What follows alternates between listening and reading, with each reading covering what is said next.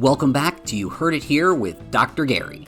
I'm Gary, the clinical audiologist and part of the ownership team here with Advanced Hearing Group in Scottsdale, Arizona. This is Earwax Removal Vlog number 57. This one's going to be quick. We've got a patient who's got wax in their ear that kind of looks like honey, and it's staying together in a nice big chunk. Take a look at that massive wad of wax that we pulled out of the ear.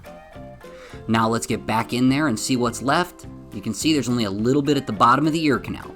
We're going to use the curette to safely and gently remove this wax, giving us a great view of the eardrum and solving this patient's problem. If you like these wax removal videos, please take a moment to like and subscribe. This has been You Heard It Here with Dr. Gary. I'll see you in the next video.